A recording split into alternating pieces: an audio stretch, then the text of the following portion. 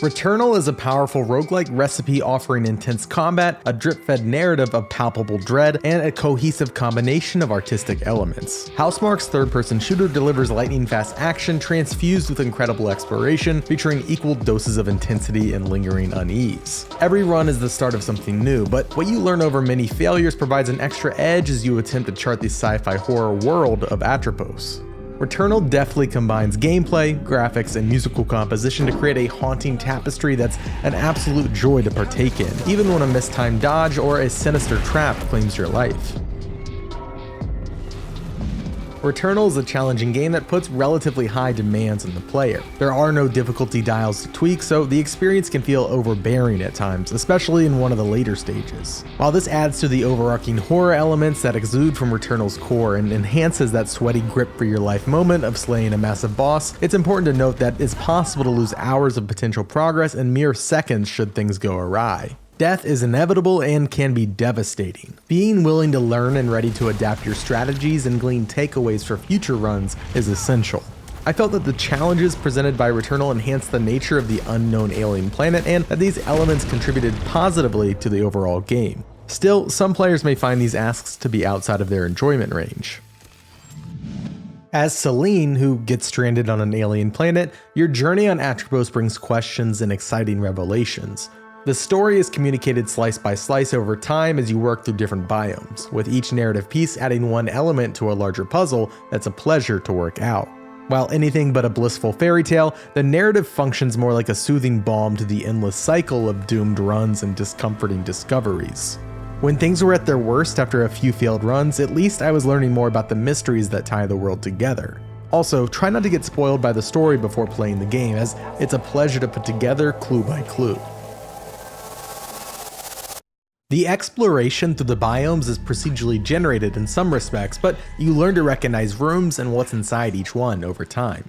This knowledge is power. Exploring carefully and mastering each space can lead to discovering hidden power-ups tucked away in hard-to-find places, whether they're behind false walls or just out of sight on a precipice above. In addition to the temporary build that you craft each run, there are other permanent unlocks for your character to uncover. As you make progress, areas that you couldn't previously access become available via tools like a grappling hook, hazard protection boots, the ability to travel underwater, and more. Every time you find one of these new tools feels incredible, as you can finally access areas that have taunted you with treasures for many, many runs. With each traversal find, you breathe a sigh of relief as the checkpoint is locked in. Applying learned knowledge to situations and scenarios carries over to combat, which is incredibly fast and rooted in the bullet hell genre. Players must avoid various objects on the screen, each with its own pattern and directional movement. Learning each pattern on standard enemies is a constant battle as you progress, as new and deadlier abilities and patterns regularly appear. Boss battles take this to the next level, and you will find yourself relying on muscle memory and perhaps uttering a quick prayer while attempting to dodge growing rings, moving barriers, and hundreds of projectiles at varying speeds simultaneously. Throughout the game, you may be surprised at just what you can accomplish in this regard. Several times I said to myself, no way, as the game pushed another blitz of swirling projectiles onto my screen. But with well-timed dodges and jumps, I shocked even myself. Patterns that seemed challenging at first became laughable as I mastered the game's many systems, and it feels great to complete encounters with finesse. Avoiding things is half the battle, the other half is shooting back. In Returnal, you unlock a variety of different weapons with various modes of fire and traits to unlock over time, which is sort of a permanent progression mechanic that improves your damage output from run to run. I became a huge fan of the rocket and grenade launcher archetypes and their various tweaks, which allowed me to pay more attention to getting out of the way while issuing my payloads. However, you never really know which weapon will be your best option during a run, so you have to become comfortable using a lot of them regardless.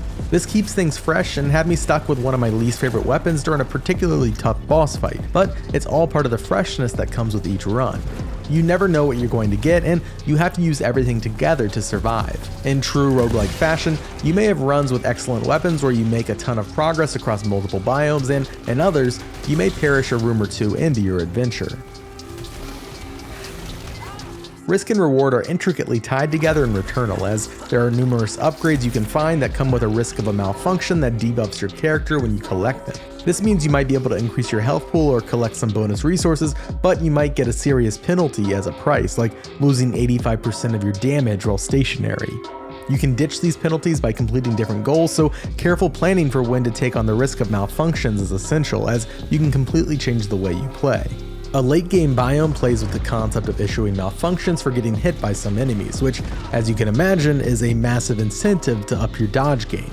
Learning how to manage malfunctions is a long process of weighing when and if to pick up specific bonuses, and it can make a huge difference on a run. Again, the theme of learning over time comes into play here, and I enjoyed tinkering with my risk profile on each run. Some runs, say when you're off to a bad start, the philosophy just becomes, well, I'm gonna die anyways, why not roll the dice? And sometimes those dice roll in your favor. Returnal is a delightful immersion for the senses, even if the aspect it's trying to convey is horrifying, lingering dread. It nails it in this regard and is drenched with both in-your-face monstrosities and lurking terror. Enemy designs are hideous amalgamations of tentacles and teeth, which feel right at home in this bizarre alien hellscape. One of the late game biomes is incredibly distressing to explore and may even significantly deter some players with thalassophobia. The soundtrack, primarily composed by Bobby Kurlick of Midsummer, provides a haunting backdrop that contributes immensely to Returnal's constant and rising sense of trepidation.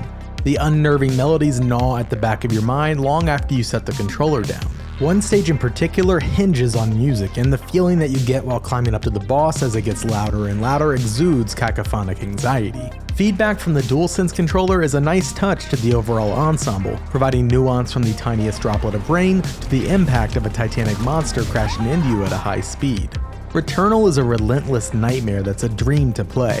The journey is full of horror and terrible discoveries, but also unbridled curiosity and wonder. If you have the taste for it, this is an adventure that begs to be experienced.